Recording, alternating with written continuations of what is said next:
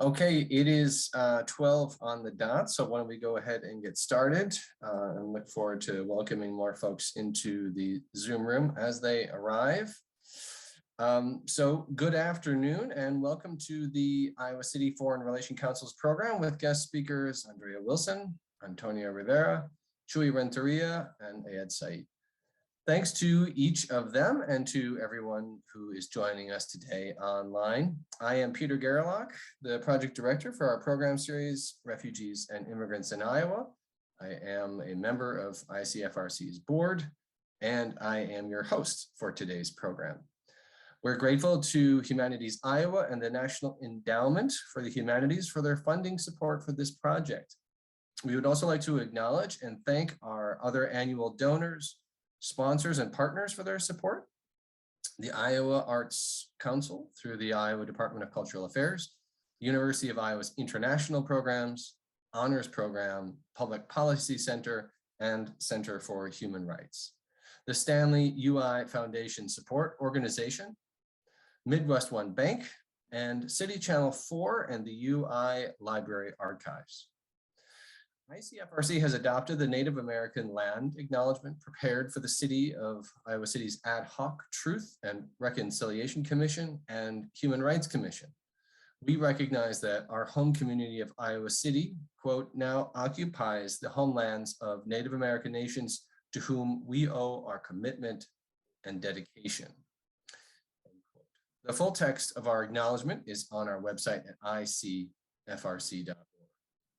As we get started, I would like to cover some Zoom etiquette tips. This is the time to make sure you know where your video and audio buttons are located. We have, so you all know, disabled your audio buttons, so there won't be any background noise for the speakers. We ask that you please keep your video turned off for the duration of the presentation following our conversation at about 1:15 p.m. We'll have a 15-minute Q&A. You'll be able to submit your questions via the chat function. At that time, we invite you to turn on your video, but we'll keep your mics disabled. It is now my pleasure to introduce our speakers who will talk about writing and reading about the refugee and immigrant experience. Andrea Wilson is the founder and executive director of the Iowa Writers House, a nonprofit supporting the creation and publication of literature in Iowa. She is the founder of the Bicultural Iowa Writers Fellowship and the editor and publisher of We the Interwoven, the first series of essays by immigrants, first and second generation Americans in Iowa. As a trained narrative therapy practitioner, she develops programs and workshops which use story as a method to support mental health, psychological healing, and empowerment. Her most recent workshop, Reframing the Past and Writing the Next Chapter, was taught in Panama. Andrea has a BFA from Iowa State University and a master's in narrative therapy from the University of Melbourne in Australia. Antonia Rivera was born in Distrito Federal, Mexico. At age 6, she crossed the border and spent her youth in California. Eventually, she received temporary protection and a work permit through DACA, Deferred Action for Childhood Arrivals. She writes about migration and what it means to be a part of the 1.5 generation. She now lives in Des Moines, Iowa, and works at Grassroots Law Project. Jesus Chuy Renteria is an artist, writer, dancer, teacher, and storyteller. Born in Iowa City and raised in West Liberty, Iowa, both sides of his family are from border towns in Mexico that transplanted to meatpacking towns in the Midwest. Growing up in West Liberty, he oscillated between the Mexican, Laotian, and small town cultures that made up Iowa's first majority Hispanic town. In addition to writing, Chuy is an assistant director for the University of Iowa's Inclusive Education and Strategic Initiatives Unit. He is the host of the Engelhart's Writers of Color Reading Series podcast. His first full-length publication, a memoir titled We Heard It When We Were Young, was released in November 2021 with the University of Iowa Press. And Ayad Said was born in Damascus, Syria. He lives with his family in Cedar Rapids, Iowa. He earned a master's degree in banking and finance from the University of Damascus in Syria before getting a PhD in mathematics from Louisiana State University. Viet is an assistant professor of mathematics at Mount Mercy University in Cedar Rapids. Please join me in welcoming this fabulous cast: Andrea Wilson, Antonia Rivera, Chuy Renteria, and Ayat Saeed. Am I correct, Andrea, that this is the first time that a panel for We the Interwoven has included a writer from each of the 3 volumes? You are correct, Peter. It's a special moment. Yes, that's pretty exciting. So that means if you've not done so already, all of you in our audience, I could not more enthusiastically encourage you to go out and purchase 1, 2, or all 5 of the books that we will be discussing today. Andrea is already on it. That's fabulous. I'm going to put these in the chat. So you got some links to go there, get your own copies. I'm hoping by the end of this session that there will be $1 million in sales for these books. Andrea had the 3 up there, so I won't hold these up. The Displaced is a truly exceptional text. I have used this for the last 3 years. In the course that I teach at the University of Iowa in the spring semester. Really incredible writing. I encourage you to take a look there. And if I may, Chuy, we heard it when we were young. Fabulous books. Yes, so please pick those up. That is the focus for our conversation today. So to begin, I would like to note, as in all our programs in this series, we acknowledge that people's experiences can vary greatly. That is, in the context of today's conversation, how one writes their story for people from different walks of life. So those who are refugees, immigrants, asylees, documented, undocumented, those who have familial and friendship ties in our state, those who do not have those familiar and friendship ties, those who are children or descendants of newer Iowans. My first question and the answers to it truly do demonstrate the importance of this point. So that is, separate from what I've read in your bios and in your own words, would each of you share your migration story to Iowa? And Andrea, maybe I'll begin with you. Sure. I think of the group, I will have the least interesting migration story to Iowa, being that I was born in Iowa City, but am from Columbus Junction. So 8 days later, I made the migration from Mercy Hospital to Columbus Junction, Iowa. And for those of you who don't know, Columbus Junction is one of the main meatpacking towns in Iowa, along with West Liberty and Storm Lake, Waterloo, Postville, and a number of others. So I would say my interest in culture, in language, and in migration started at a young age when my elementary classes began to grow with people whose parents were coming in to work at the meatpacking plant, which was then IBP and has since become Tyson. Thank you, Andrea. Antonia, how about you? Will you share your migration story to Iowa with us? Yes, of course. So I was born in Mexico, but I moved to Iowa here. Now it's going to be 10 years ago, and it's hard to believe that. I moved here after many, many years of saying no, just because I was living in California, and it was such a different, a different world, California and Iowa. But I followed my family. All my family's here. My mom, my sisters, cousins, you name it, like a big portion of my family's here.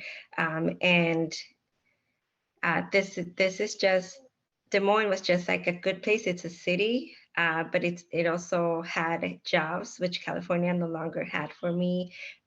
Traffic, access to vehicles, all that. It had everything I could think of, and it allowed me to get a home and establish roots. Fabulous. Thank you so much. And may I turn to you? Will you share with us your migration story to Iowa?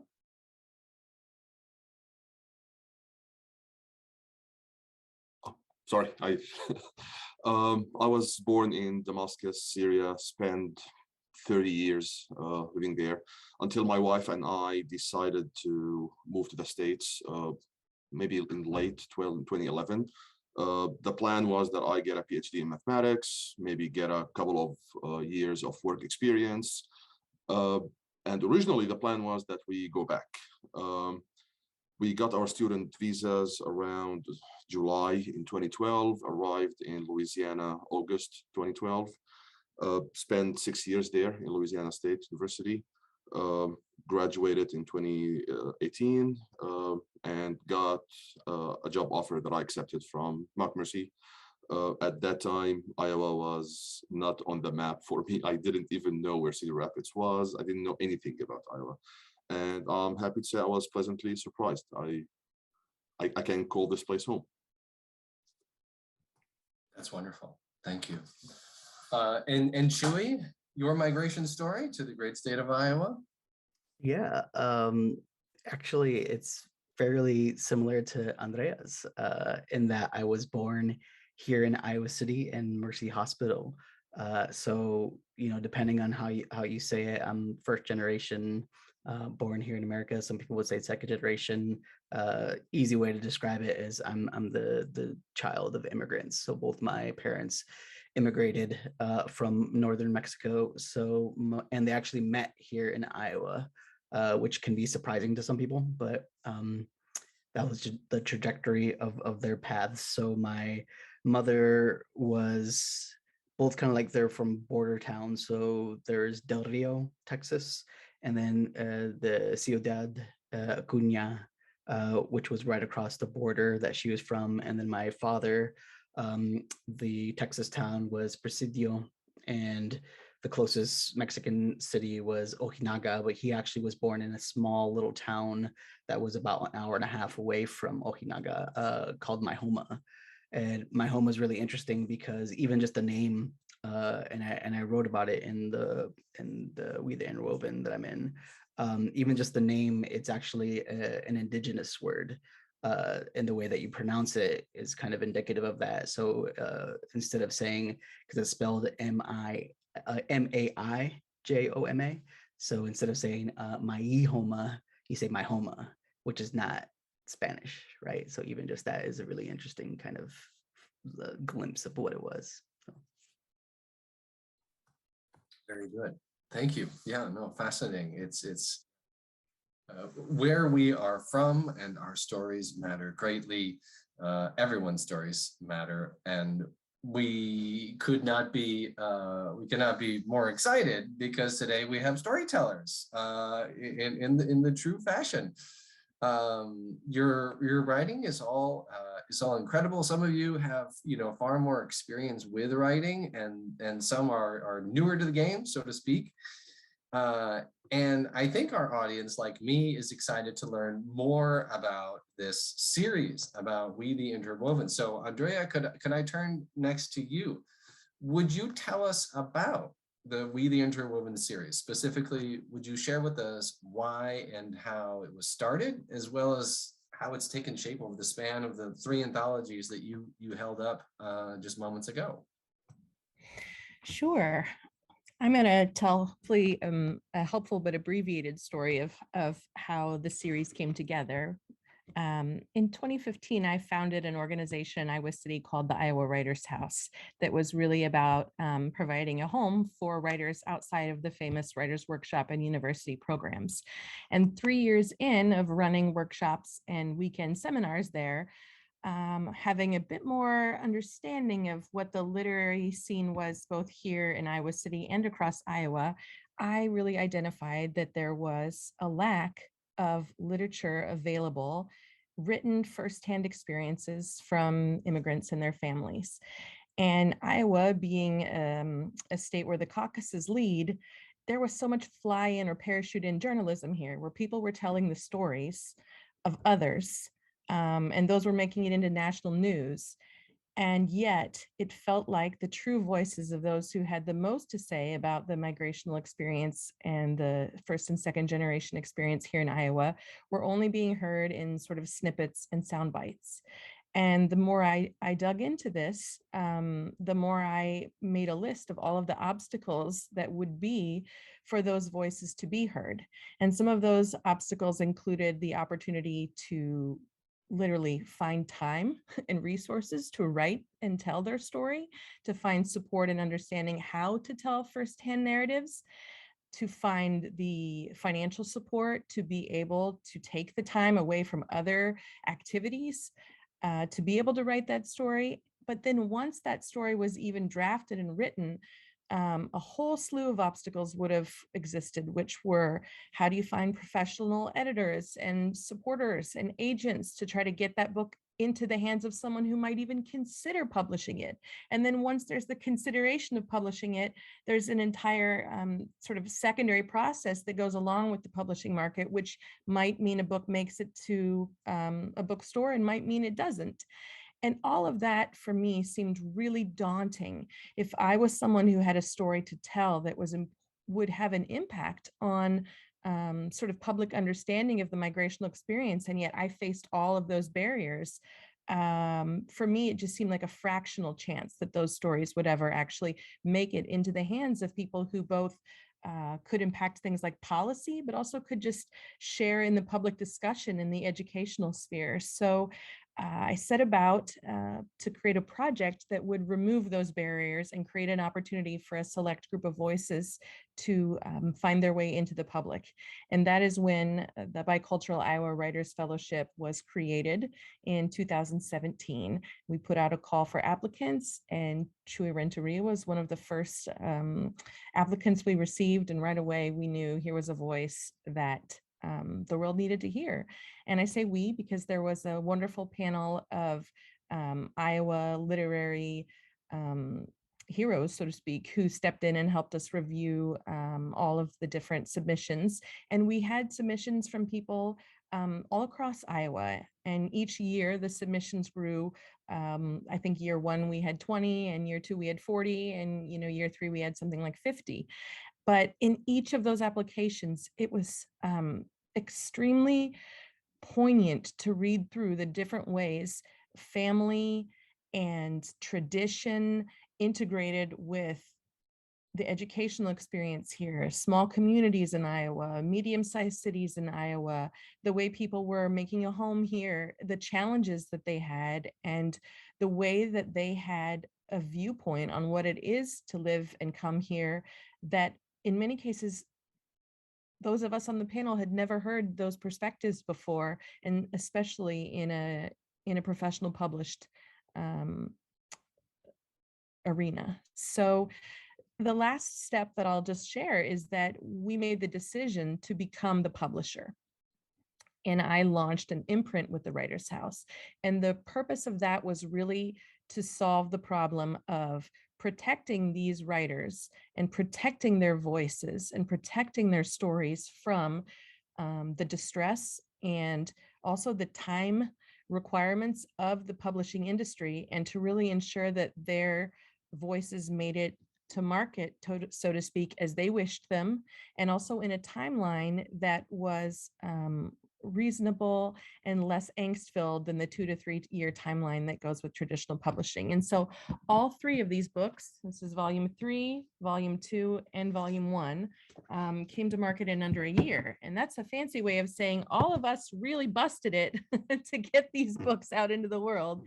And these wonderful writers worked around the clock for 6 months to get their stories ready, and then to edit them with Alicia Jedalo, my partner, and I, as we prepared them for print.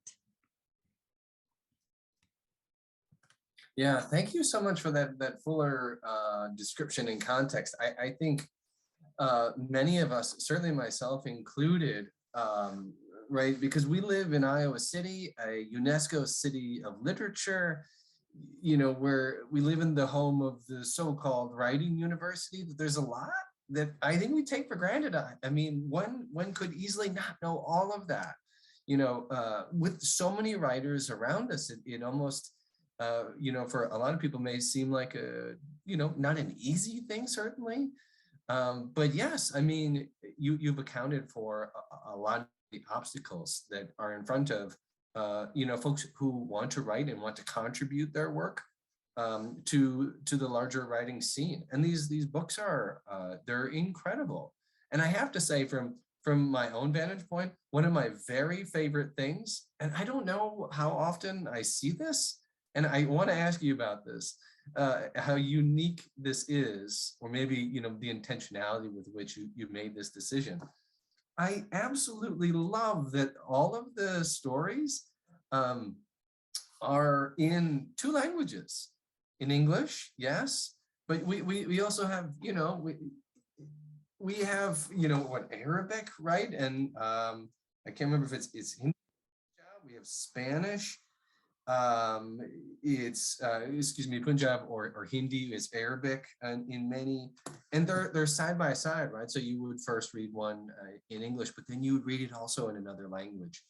In many cases, the first language of the writer. Would you just share briefly a little bit about that? Because I love that, and I don't see it very often.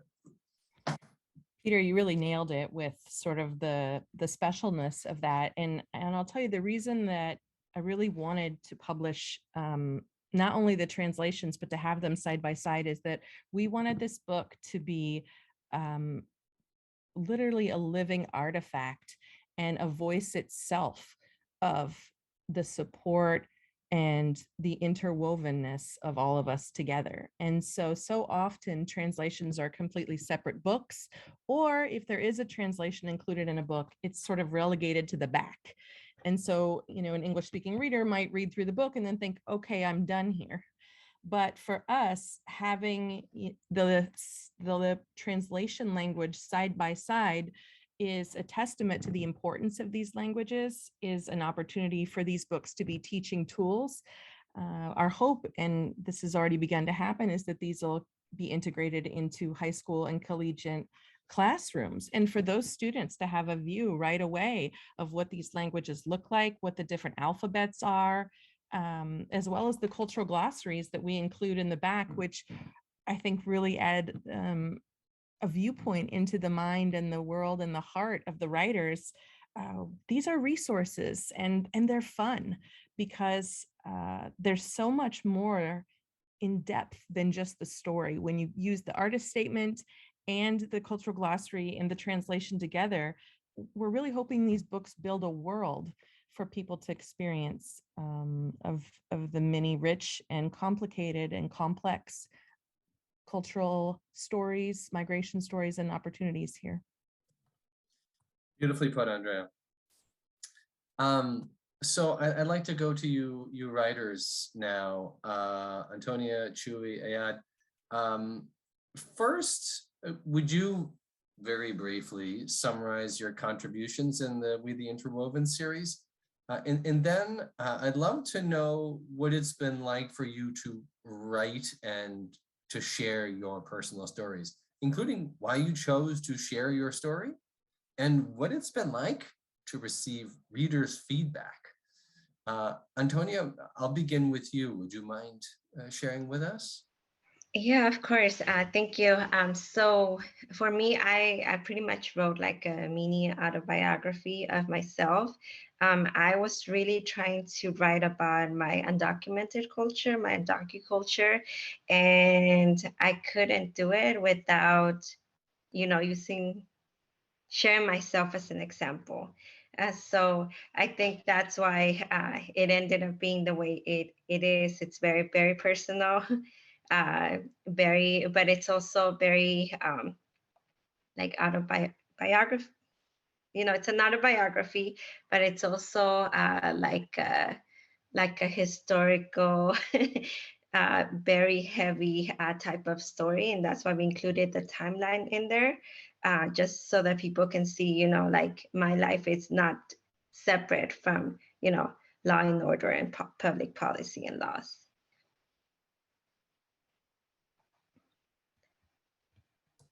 Yeah, and so what has it been like for you to yeah, there it is. Thanks, Andrea. To receive feedback. I think that's, I don't know, maybe a mixed bag sometimes, but it intrigues me what have folks shared with you about the piece? I think what I like when people share their feedback with me, I think one of the things I wanted to do is kind of encourage people to share their stories and not be afraid to share their stories. And I think when I hear somebody telling me, hey, like maybe I don't share it publicly or whatever, and it doesn't even have to be like an undocumented story, right? It's just a story, and just realizing that everybody has one, and you never know whose heart, or who needs to hear your story. When I hear that, like, that just makes me very happy. We had a live event a couple of weeks ago, and one of the girls came up to Dawson, who's another of the writers in with Interwoven, and myself, and just kind of expressed that to us privately. So that was a very nice moment.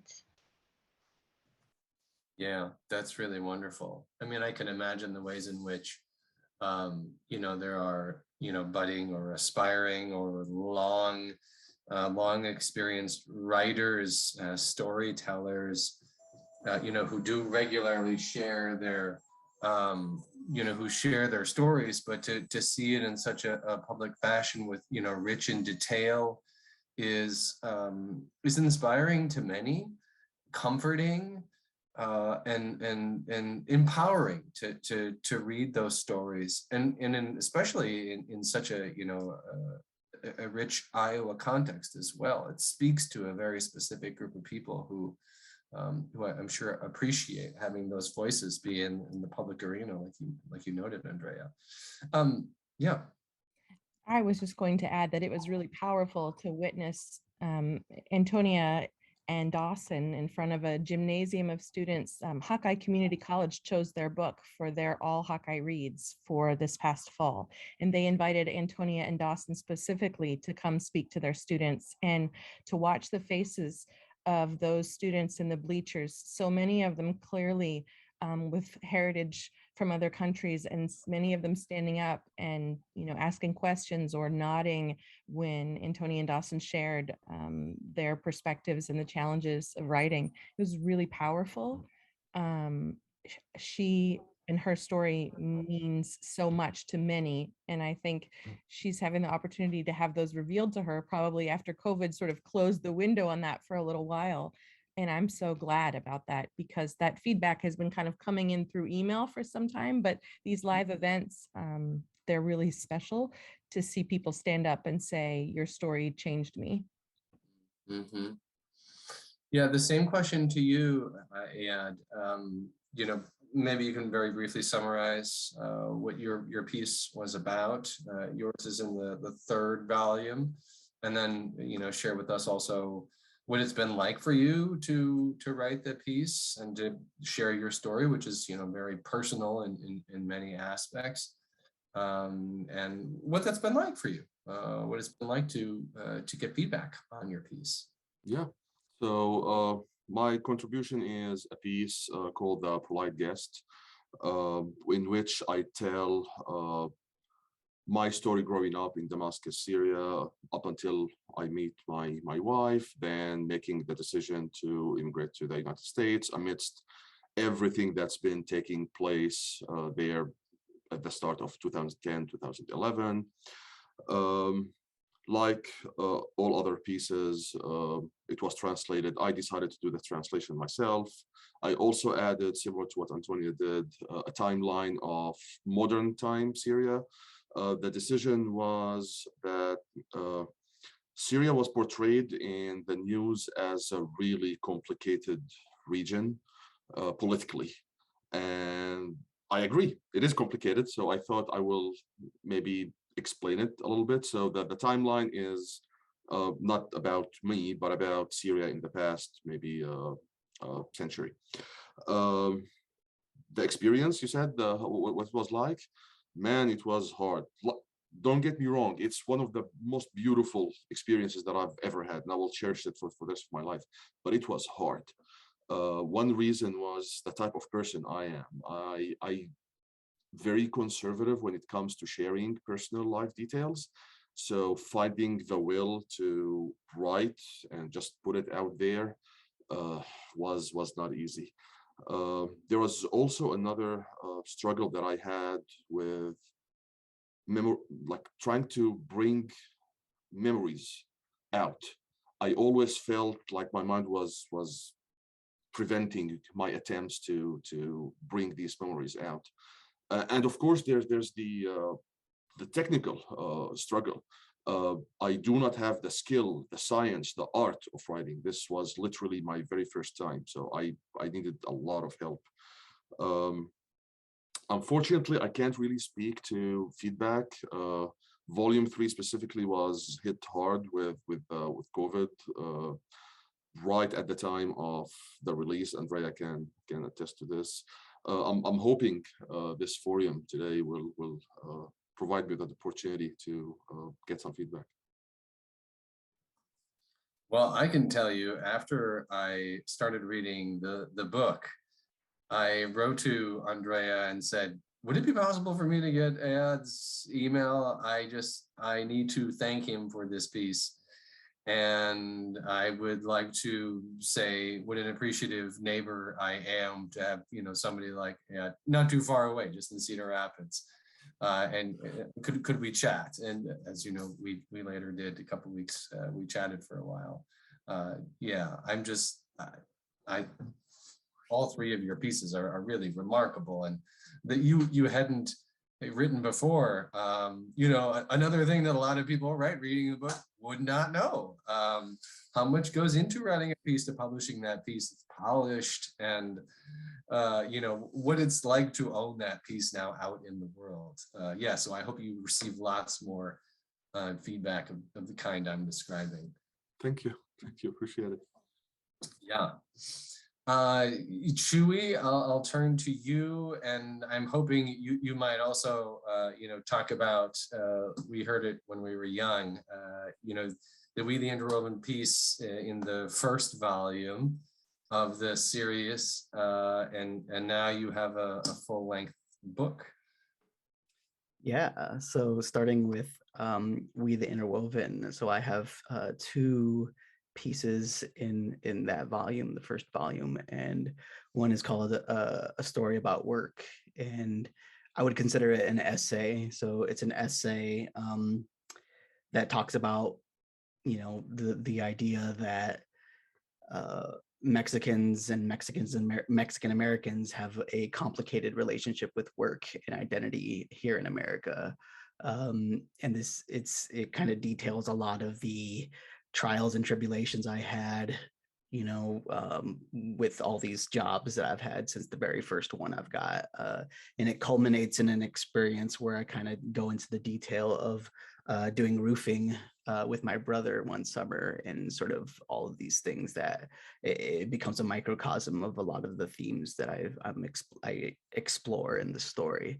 I'm trying to think of some of the quotes I have. Well, I talk a lot about this idea of you get a bunch of Mexicans and you put them on a roof, and how it can be such a like very vivid metaphor for the sort of structure of work and the value that a lot of people put. So people driving along on the road might not even notice or might not care when there's this whole rich ecosystem of identities, right? Because to people driving along, it's just Mexicans on a roof, when in actuality there's, intergenerational, there's people who are undocumented versus college students versus all sorts of different identities, right? So it's kind of making it complicated.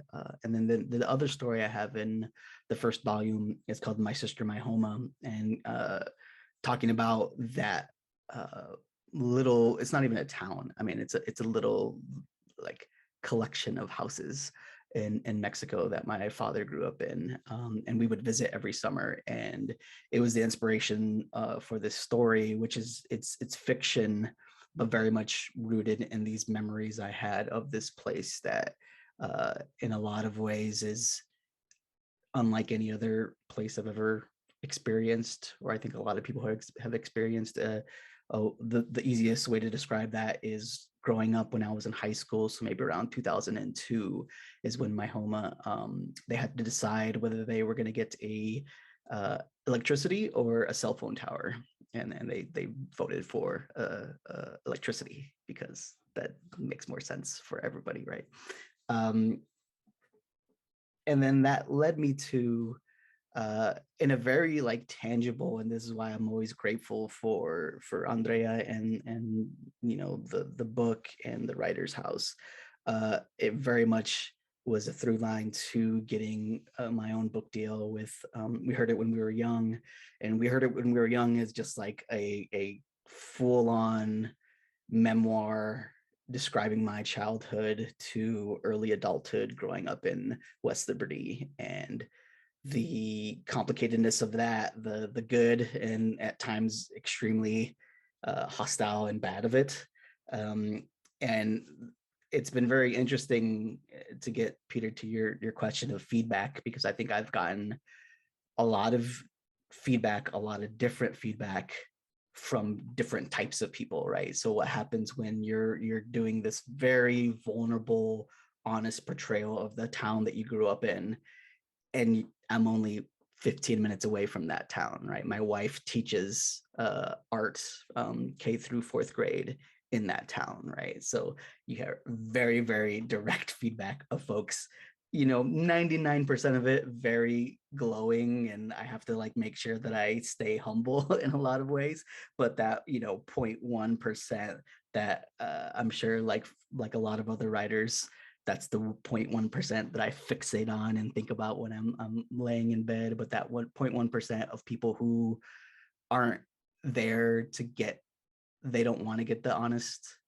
you know, portrayal. They don't want to look at themselves in an honest way, or look at the town in an honest, complicated way, right? Because a lot of it is subverting the idea of what a small town in America can be, and that is even just past this idea of identity and, you know, immigrants, but also like what is our values, what is our norms, what is the, you know, for just to be very frank, where's the toxic masculinity, where's the misogyny, like, and how does that transcend issues of race and ethnicity, right? Like, because we came and we had our own problems, right? So being very frank about that too. So I've definitely gotten feedback to do the short version, yeah. And then, I mean, a lot of it too, I think a lot of it is being a writer is just knowing that you're not going to make everybody happy, right? And at the end of the day, you have yourself. And I always say, and I think this might be a very much like, because I've talked to other writers of color with the podcast that I did. Who do you write for is a question that we ask of ourselves, right? And I think a lot of it is like, I think it's a very, for lack of a better term, I think it's a very like white Western European concept to be like, I write for myself. And I think a lot of the writers of color that I talk to is like, I write for my friends, or I write for the people who experienced the life that a life very much like I did, right? So it's not just yourself, it's this idea of you're writing for a community, which I think is a responsibility as well. So yeah, I think it makes it a kind of a bigger conversation than just like feedback. It's feedback from folks that are looking to you for something, right? Or who are also bearing the load of the traumas that you went through, right? And so that feedback means more than like the Iowa City people that are just like, wow, this is going to be another book that shows that we're the city of lit. And it's like, okay, sure. Yeah. So, yeah. Love everything you said. Indeed. And you know, I have sort of two thoughts in my head. One is what Chewy just said. You know, the notion of representing the responsibility of your story and the stories of so many others that you're carrying with you, perhaps writing explicitly about them and sharing details about them, or the implicit representation, folks that you are writing with, who are stories that you've shaped, that have shaped the piece that you're now, you know, introducing into the series. I wonder, what has that been like for each of you? Maybe I'll start with you. Home, in the Middle East being so far away, Syria, how do you bring family and home and distance into that piece, and what is that like for you to hold space for all those folks who are so meaningful to you through writing? Very interesting question, Peter. Thank you. I'll touch on what Chewy just mentioned. The whole reason I went into this experience was this immense sense of responsibility that I had, being safe with my family in a really great place, while my people were not having or experiencing any of that luxury. I felt the need to do something. I had no idea what that thing was until that platform was, presented in front of me. Was a really huge gift. Like, here's a chance for you to do something, maybe start a ripple. What happened after is, yes, I was able to bring these events, and let's say in the hope that they will fall into the right hands. But at the same time, I learned a lot about myself. I learned about traumas that I didn't realize I had, not only caused by the tragedy and the events that took place after the Arab Spring, but even before. I'm starting to experience feelings I didn't know I had inside me. I don't know if you remember, Andrea, there was a part when I was reading in front of you a paragraph about me and my wife finding notes that my mom hid in our luggage and bags, and suddenly finding them in Louisiana as we were unpacking. And I was extremely overwhelmed with a storm of feelings: sadness, yearning, regret, that I even left to the point that I was choking with words. I could not go on.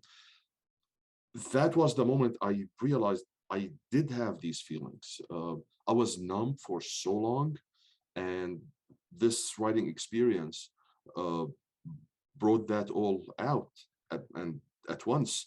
I want to stress out something, that this is, again, my very first time writing a personal detail, actually writing at all. I'm quite sure that other people who have a wider experience, specifically writing personal stories, probably had these let's say moments of, wow, I'm learning about myself right now, that I will never forget. And again, I thank Andrea for this opportunity. I just want to add that I think the holding people in a safe space while they go through this process is something very sacred and very delicate. And I have been aware through this whole project the complexity, and also the honor, and also the pressure to do it well and do it right.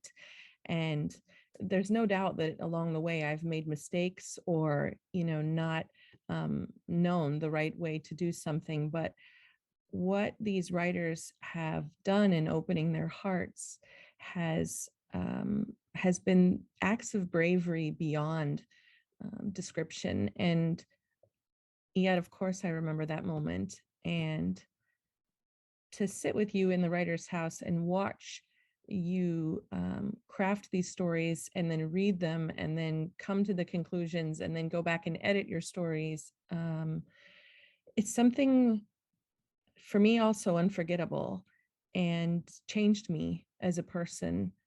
and has definitely enhanced my understanding of the psychological impacts of writing our stories and the ways that it brings us back into those traumas, and certainly influenced me in the decision to go forward and get a master's in therapy. So I think I have all of you to thank for that, and the ways that you taught me courage, but also the delicacy of the moments when we're working through the past that may be buried.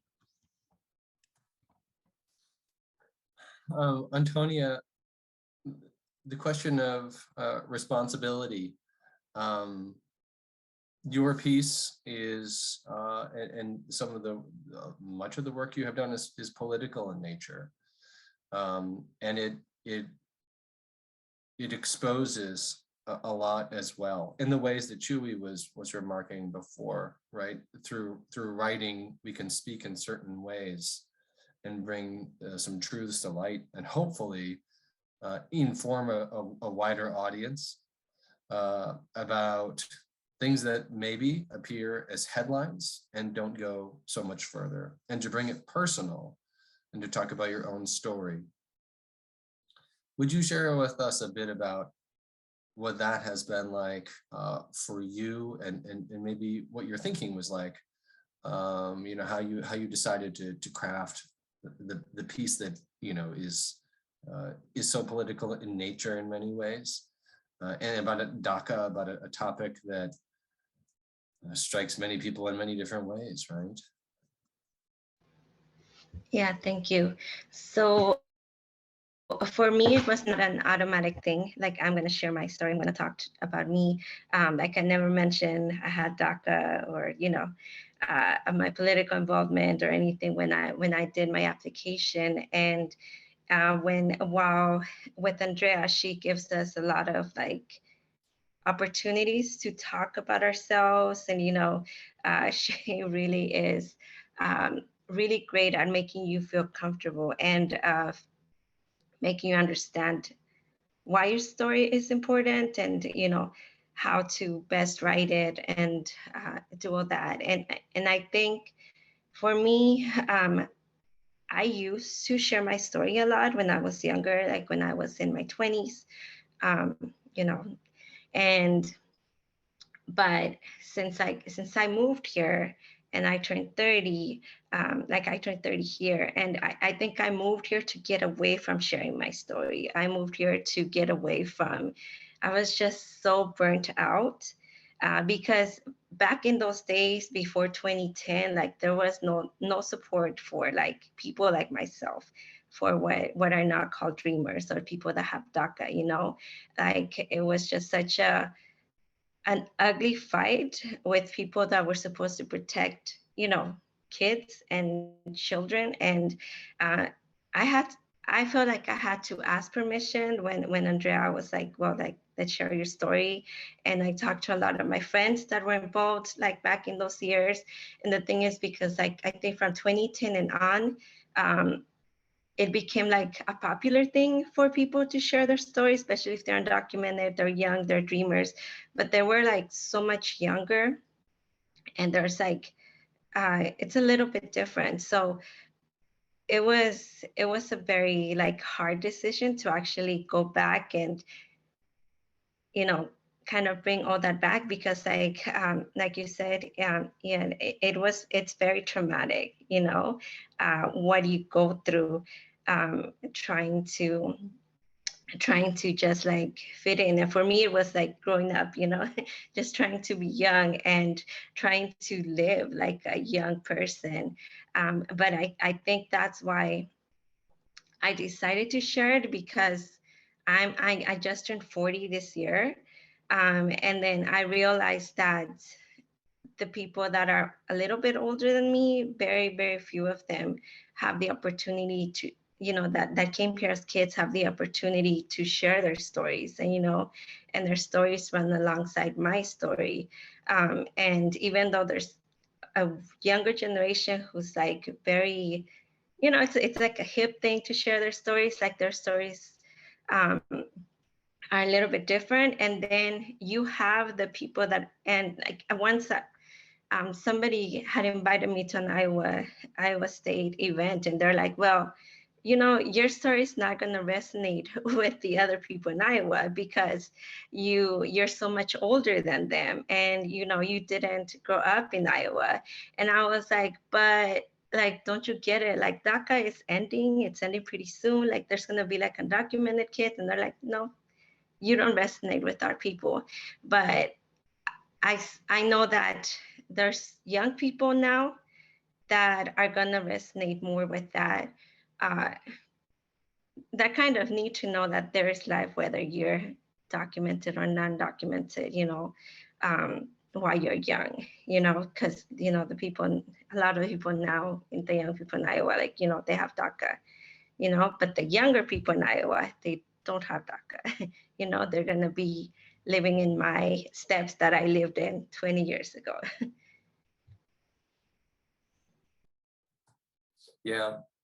Yeah, you're so very right about that. And, you know, I feel fortunate in some ways to, you know, to be working at the International Writing Program, where every day I'm around or I'm exposed to these incredible authors from around the world who are talking about the very same things from these, you know, from these very different cultural backgrounds, and yet all have now Iowa stories.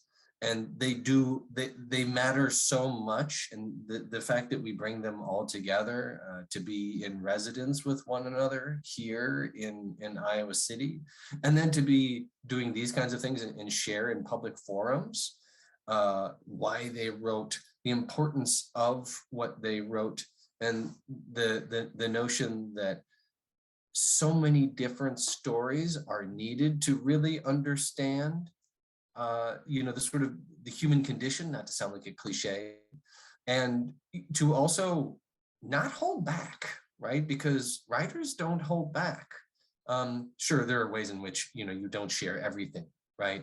But there are ways in which, as a writer, just as Shui pointed out, right, that the world is not rosy, and it's not far away. It is here, and our country, our state is rapidly diversifying in how people look, how they act, how they talk, how they think, their ways of being, and we all live together.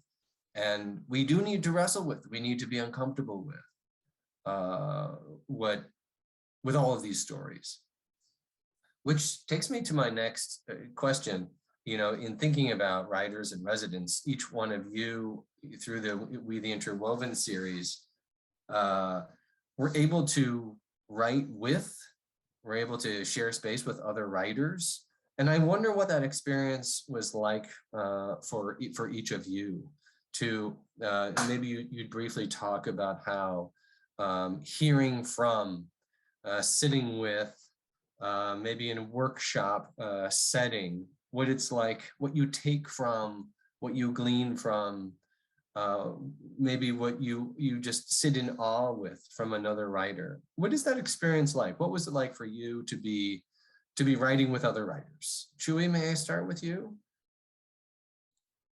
Yeah, for sure. It was interesting for our group because I think literally we were the first group to do it, and so in a lot of ways, like there was no like template for what we were doing. I mean, like, you know, again, to Andrea's credit, like it was the first time that we were even given this platform in this specific way. So a lot of it was, I think a lot of it was just trying to maybe without us even knowing it, was trying to like squash down that imposter syndrome, right? To say there was lots of conversations, both kind of officially through workshop time and just as we were like, you know, sitting around in the writer's house with Andrea of we're worthy, right? We're worthy and our stories are worthy, and there's a reason why we're here. And I think part of it was that we got like we applied and we got accepted, right? So it's that little bit of acceptance gives you the confidence to be like, okay.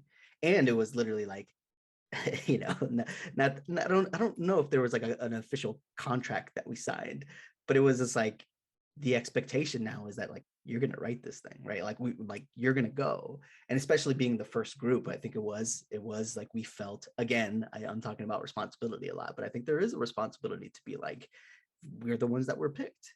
Now let's do this. Knowing more about my own writing process and the way that I process feedback, I think it was our first group. So the other writers in the first volume, it was Melissa Palma, who is Filipina, and Saragat. I'm forgetting her last name. I'm so sorry. Alieva. Alieva, yeah, and she's from Azerbaijan. And I apologize, Saragat, but she does these amazing illustrations, and she was doing more of kind of like folk tales. And I think because we were so different and we had to kind of find the universality of our voices and the universality of our stories. Yeah, and that Andrea's pulling up right now. I think we had a lot of conversations that weren't just about like, oh, this is my feedback on the nuts and bolts technical way that you're gonna craft the story, but it was I remember the breakthrough that Saragat had when we were like talking about our stories, and she mentioned just this idea of being a mother and coming to America, and this narrative that you're coming to give your children a better life, and her saying, but what about me, right? Like, what about my own, wants and needs? And I remember talking to her right after that, and it might have been during like a panel, but I mean, I think that was a really, really key moment in her understanding of why she's here, right? And so we constantly had just like really, really enlightening and kind of like gut check times where we're kind of just being like, oh, wait a second, like here's what we're trying to do, or here's what we're grappling with, or here's the weight of a lot of this. Let's dig in deeper. And I think that was really, it was invaluable to the process, and to, I think, to kick off the entire series, because like we were able to be this template of being vulnerable and of being I think we kind of, we walked the line, this kind of tightrope really well of being, our stories being very like individual, like this is our unique story, like nobody's a monolith, but also part of that tightrope is being like, but there is this representation because we are part of these groups, and that is the way that this kind of whole project is categorized, right? Like the fact that I did say like Melissa is Filipina, right? Her family's Filipino, like Saragat's from Azerbaijan. Like the reason why this whole conversation is like, that's part of the identity, right? So like I think we walked that tightrope, and we had lots of, I think, really good conversations, not only for ourselves but for the project in itself, right? Like everything from the name of the series to the image on the front. Like we had lots of conversations about like what can, like that first book was, it ended up being an image of like a small town downtown Main Street.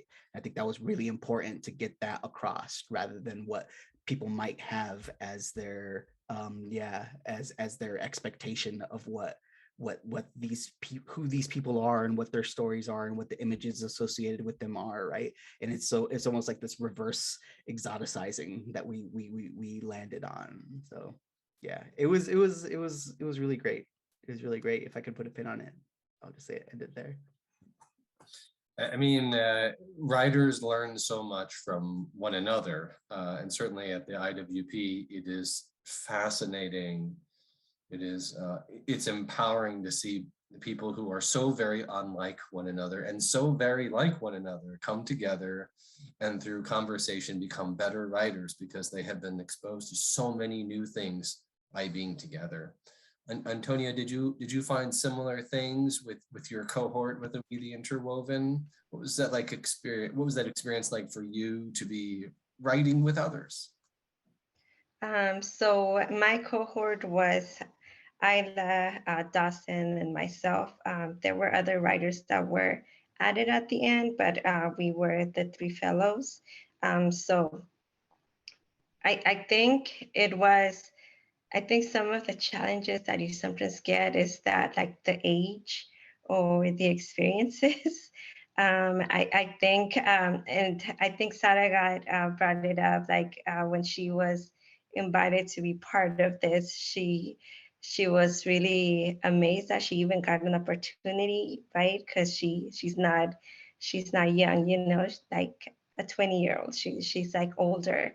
And to me coming into this, I was also thinking that that was going to be my experience. So I was in my 30s when I got this opportunity.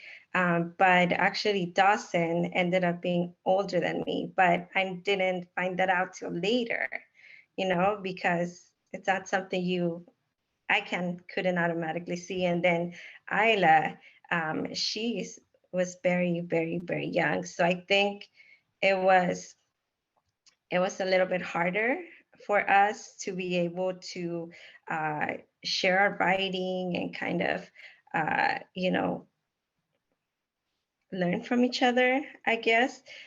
Also because our stories were just so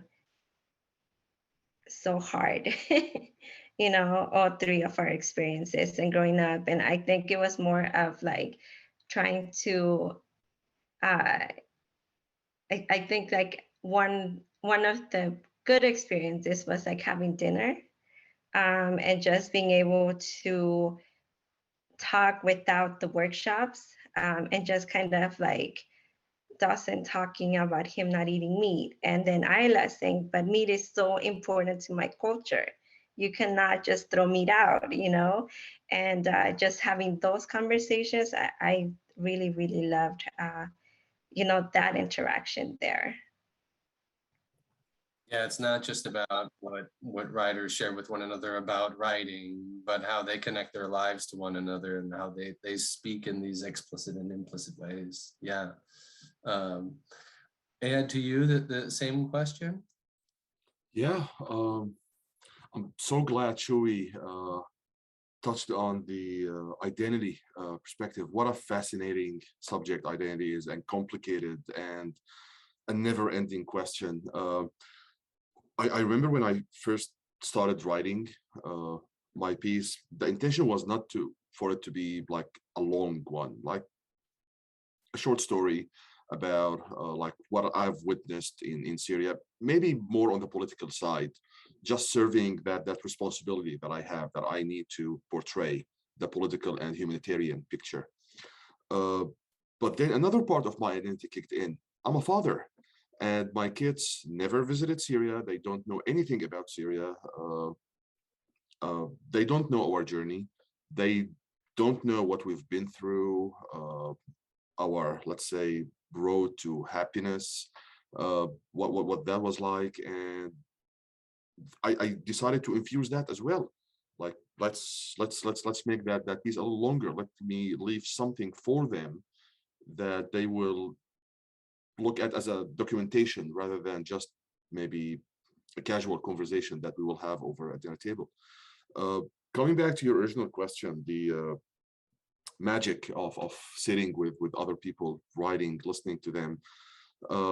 What a beautiful experience. My cohort was Salma, who is a veteran, seasoned writer, at least in Arabic, from her country in Sudan. She was a radio host. Her ability to portray very little details as she reads her story and expand on these details to the point that you feel that you are sitting with her in that time, and then wraps it up and gives you a short conclusion, was out of this world. through Andrea, then later we had a chance to meet the other writers in volume 3. Hopefully I don't forget anyone. Hiba from Syria, Shalini from India, Vanessa, Mexico, Doha, Palestinian American, George, Palestinian American as well, right? And Salma from Sudan. And listening to their reasoning, how each one decided to be part of this project, why, what they wanted to portray, listening to them reading parts of their story. I vividly remember how everyone was so enchanted by the way George was reading his piece, A Letter to his Mom. Not just the way he wrote it, but the way he read it. Like all of these feelings coming out, so sincere, so true, magical moments. Learned a lot from each one. One of my favorite prompts, activities at the very beginning was, let's sit down, draw a map of where you grew up, add certain places that mean to you on that map, like for better or worse, they mean something to you, and start adding details. Try to connect these details together. That's a wonderful technique that I've never seen before. Again, I'm sure others have experienced this, but for me, it was like a teaching moment. The same thing that I wish my students would experience when I teach them about math. Like, whoa, this is amazing. Rarely ever happens in math, but yeah. Oh, a beautiful example. Yes, thank you. I want to go to our final question, and before we get to the audience, I'd like to read an excerpt from again this book here, The Displaced, which I could not more strongly recommend folks pick up and read. It's from the introduction. It's a passage by Viet Nguyen. He's referencing here refugees, as the entire book is Refugee Writers on Refugee Lives, but it's clear that his comments can be much broader. He writes, "We need stories to give voice to a writer's vision, but also possibly to speak for the voiceless. This yearning to hear the voiceless is a powerful rhetoric, but also a potentially dangerous one if it prevents us from doing more than listening to a story or reading a book. Just because we have listened to that story or read that book does not mean that anything has changed for the voiceless. Readers and writers should not deceive themselves that literature changes the world. Literature changes the world of readers and writers, but literature does not change the world until people get out of their chairs, go out into the world, and do something to transform the conditions of which the literature speaks. Otherwise, literature will just be a fetish for readers and writers, allowing them to think they are hearing the voiceless when they're really only hearing the writer's individual voice. The problem here is that the people we call voiceless oftentimes are not actually voiceless. Many of the voiceless are actually talking all the time. They are loud. If you get close enough to hear them, you are capable of listening if you are aware of what you cannot hear. The problem is that much of the world does not want to hear the voiceless or cannot hear them. True justice is creating a world of social, economic, cultural, and political opportunities that would allow all these voiceless to tell their stories and be heard, rather than be dependent on a writer or a representative of some kind. Without justice, there will be no end to the waves of the displaced, to the creation of ever more voiceless people, or more accurately, to the ongoing silencing of millions of voices. True justice will be when we no longer need a voice for the voiceless." I wonder if in turn you would each share with us what this passage says to you, and perhaps also your views on what the publication of refugee and immigrant firsthand accounts offers readers and society, and why such voices are so very important today. Andrea, may I go to you first? Yes, of course. Such a deep passage and so many things that could be said. But I think maybe the easiest way to summarize it is I think the work that we do and have done in these books is an essential first step to many steps. And without the steps that we've taken, the future steps of conversations that lead to actions can't happen. But second and third steps are needed. And so what we hope in the creation of these books is that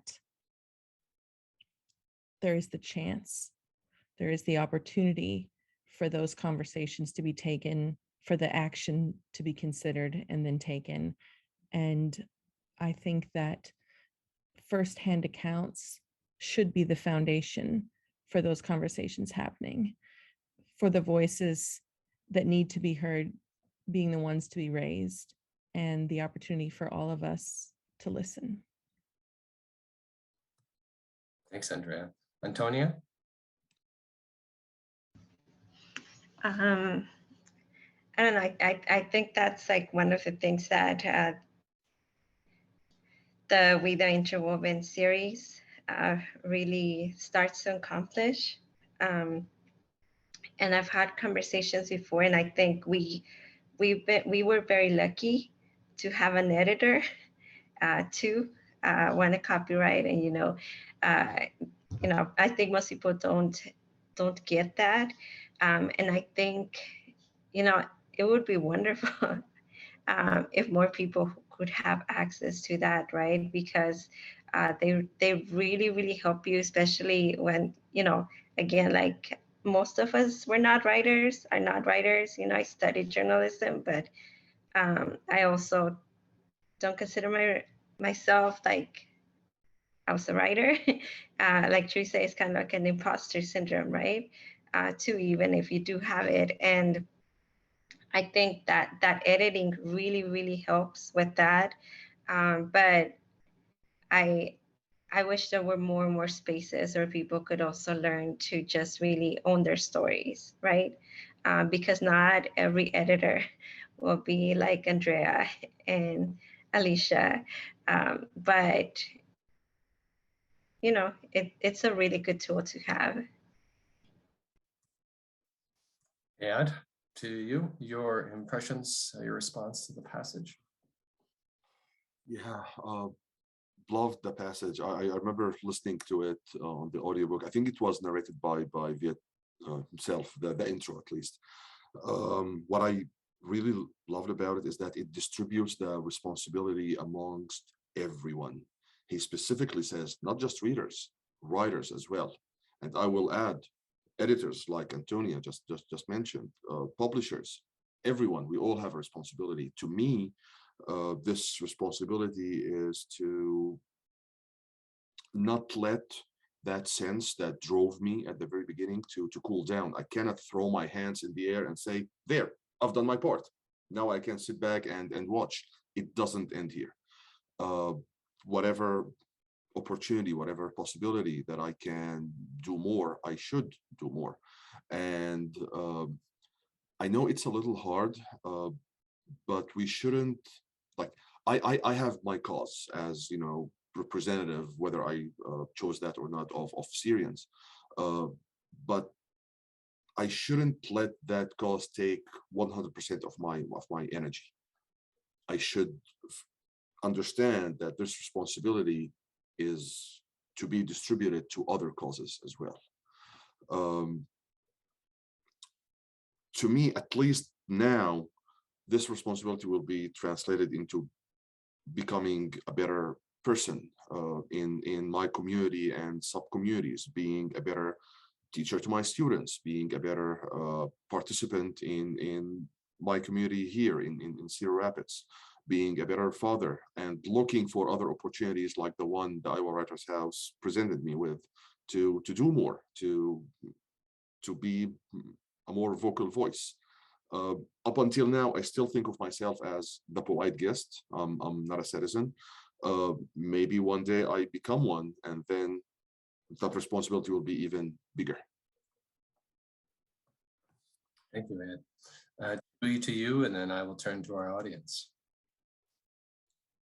Yeah, and I'm excited to hear what questions they have too. So I'll keep it a little bit more brief. But I love that passage, and I think it solidified a lot of things that I had kind of internally brewing since this whole process of me, identifying as a writer and really thinking about the privileges that I have as somebody who has kind of gone up this social structure because of my writing or because of my work with the university or because of XYZ. But one of the things I've been really fascinated by is this idea of a lot of folks saying, let's give a voice to the voiceless. And then when the voiceless speak, they say something like, oh no, not like that, don't say that. Like there's all these like expectations of what we want to hear. And it kind of ties into this idea of like the model minority, right? Like what happens when we are who we are, and we're fallible human beings, and there's this constant need and urge to try to put our best foot forward, because a lot of it is going to be documented, or people are going to ask questions, or they're going to parse through the words.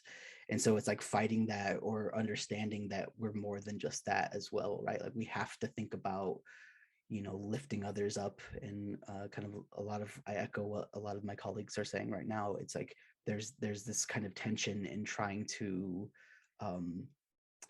stay humble and stay grounded and stay like communal in a lot of ways, especially when you start to get accolades, or people give you feedback about, oh, you're saying what we feel, and like keep on going. And I'm like, yeah, but there's also this like really complicated thing where I don't want to just kind of like take my accolades and riches and leave, right? It's just like, no, this is like a thing where I again I keep on talking about responsibility, but it's just like I feels like this personal responsibility to actually really constantly check myself and be like, no, what can I do to lift others up, or what can I do to minimize harm, which is a really big thing that's kind of in my forefront, which I think has led me to my position at the university, to the inclusive education. How do I train others to have these dialogues?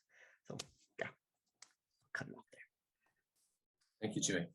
We now move to the question and answer portion of our program. Please submit your questions via the chat function at the bottom of your viewing screen. Feel free to turn on your video function, but again, your audio will remain off. While we're waiting for questions to come in, the ICFRC wants to thank its members and donors for their support to provide these free educational programs to our community.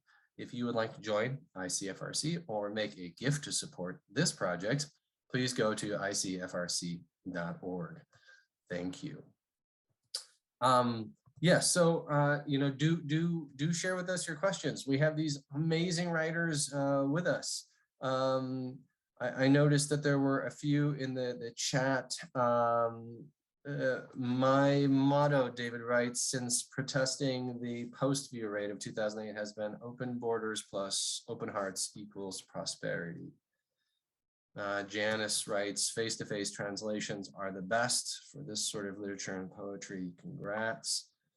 David again writes, I'm looking forward to meeting my appreciative of any support resources for Filipinos in Iowa City area. Okay. Yes. Okay. Share with us your questions. We're looking forward to getting them. Type those in the chat. Maybe while we're waiting for the first one, is anybody working on anything new right now that you'd like to tell us about? Or Andrea, when is the fourth one coming in? Peter, no, you didn't. Oh, sorry. No, so one of the things we have really decided to do now that we have a trilogy, is focus on getting these out there. And there is of course that sort of automatic, like, okay, what's the next book? But I think what we have in these first three is so powerful, and especially because COVID sort of interrupted, I think, our ability in especially with book 3, as he had said, but even with book 2, to really have them reach as far as we'd hoped. We are kind of putting all of our efforts behind making sure the books are reaching as far as they can. And so the choice of volume 2 for Hawkeye Community College was huge. We're hoping that more professors, assistant professors, adjuncts bring these into their classrooms. And so I think for the next year, maybe 2, that will be our focus. And also just really bringing, I think, the fellowship back to now these 17 writers and saying, where do you all think we should go with this next? Because this really, we are a team now, and everyone has, I think, a part of this that not only probably in their hearts, but also ideas. You know, when we got together, to Ed's point, with group 3 and sat around the table, it was fascinating to hear all of the many ways each of those writers saw that these books could impact their communities or in the educational sphere or local libraries. So book 4 eventually, but for now, power to the 3. That's fabulous. No, and you're very right. I think it's fabulous that an institutional system is taking on as a part of the curriculum. That's just fabulous. And that's the right place to be focused, yeah, because there's so much here already. Chewy, you have something to add? Yeah, I can just give sort of a plug on some of my projects Yeah. that is going on. So right now I'm in the process of recording the audiobook version of We Heard It When We Were Young, and it'll be available on, basically anywhere you listen to audiobooks. So Audible, you can get it on iTunes, basically in Amazon. Yeah, I've been working on that for a while now, and it's draining. It is a very difficult process, and so it just makes me appreciate voice actors so much more. Other thing real quick, I'm working on with the Obermann Center for Advanced Studies. I'm the director of what we're calling a racial justice toolkit. So we've created this toolkit that is for anybody, any individual or organization that wants to do community work, community engagement work, community collaborations, whatever you want to call it, but how to do it, being mindful of a lot of the tensions that can occur. And a lot of it is, there's case studies in there, there's questions, there's all of these really, we spend a lot of time in trying to kind of have a really comprehensive look at our community and what happens when we're doing this work. So that should be coming out. I don't know. We've been working on it for a long time. And the last one, I do have a book that is a kernel that's growing and growing, and the elevator pitch is it's my zombie novel. And that's all I'm gonna say. That's a good teaser right there. Yeah. Who doesn't love a zombie book? Right, yeah. It's a zombie novel, and it's probably the most nervous I have been in tackling the subject matter. It might be the most like vulnerable I need to be, because it's very much fraught. And speaking of walking that tightrope, it's scary, and not the zombie scary way. It's scary in the human relation way. So be on the lookout. Fabulous. Good. More to look forward to from Chewy. Absolutely. Alice asks, are there opportunities for children and young people to document their experiences? Would any one of you want to take that question? I am wondering if Alice is asking within this project, or if she's asking about other opportunities out there for Iowans or for writers. And the second question, if it is, one of the things that I think makes this program unique is that we weren't finding those opportunities out there for others, but I'm also noticing that smaller storytelling projects are happening sort of at the grassroots level. So local libraries have the opportunity to run programs, and we've created a curriculum around these projects. And so we're seeing that by providing those curriculums to libraries for free, they're organizing then sort of local We the Interwoven book clubs and using the curriculum and the discussion guide to have talks. And then within those, there's some writing prompts. So where some of those libraries may already be doing them, one of the things you are all also welcome and invited to do is to ask your local library if they'd be willing to have a storytelling or a We the Interwoven discussion group. And I'll put in the link to the chat, the website link for the free discussion guides that everyone in every library is welcome to download for free. Thank you, Andrea. The next question, how do you spread awareness on Native American culture in elementary classrooms other than sharing a wide variety of books? I think this is a sort of broad general question. I'm not sure if anyone here is willing to chat. Chewy? Yeah,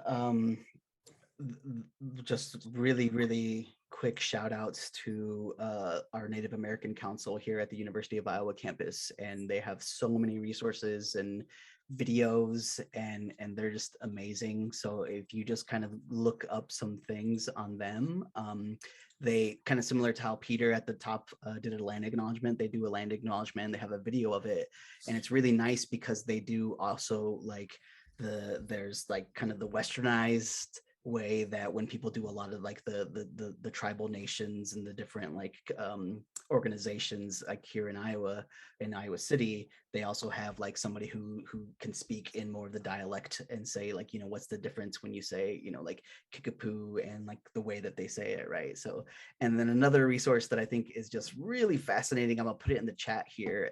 It's a native land website where you can zoom in and look at all the different territories and see just how amazing and rich and wide ranging some of these like tribal nations go through. And it's a way that I learned a lot of my own personal identity and my indigenous roots by looking at this map and kind of seeing some of the really cool and like kind of interplay of these different groups.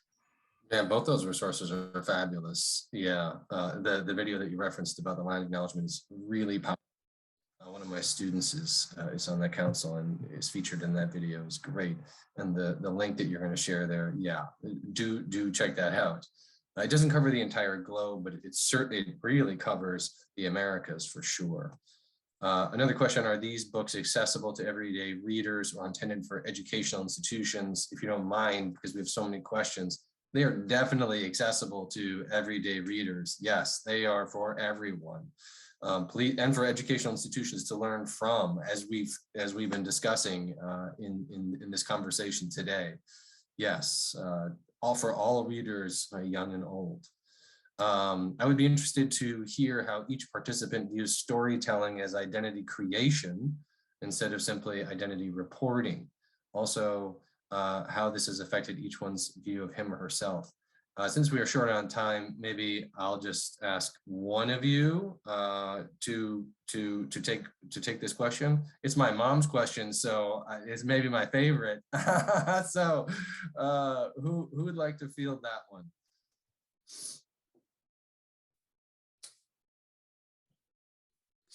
I can take it real brief because I think I'll echo something that that was said earlier. A lot of it was this process of finding the traumas, unearthing, and I don't know if creation is the right word, but maybe it's realization or just unearthing. And I'll be very blunt. In the writing of my memoir, I ended up actually going and seeing professional therapists and getting on some medication, and it's been one of the most beautiful things that I've done for myself. And it was because of the writing, right? It wasn't similar to Ayed. It was like, oh shit, like this is some serious stuff that I've dealt with that I didn't even know that I was dealing with. And now I've been able to parse through it in such a way. And maybe that is identity creation in a way, because it is this like, it almost feels like I've been like born anew with these realizations that I've had, and this kind of this parsing through of trauma. And it's like, similarly to this whole discussion of like, we're worthy to tell our stories, to get to zoom out, and at the risk of feeling kind of twee, but it's just like our stories are worthy and like we're worthy, right? Like I'm worthy just like to exist. And I think that's been a very, very impactful, emotional, and big discovery of this journey. To add something really quick, a very short example. I was during the writing process and reading in front of Andrea and the cohort. Andrea at one point said, "Oh yeah, you're repeating old patterns that your parents did." I was like, yes, I am.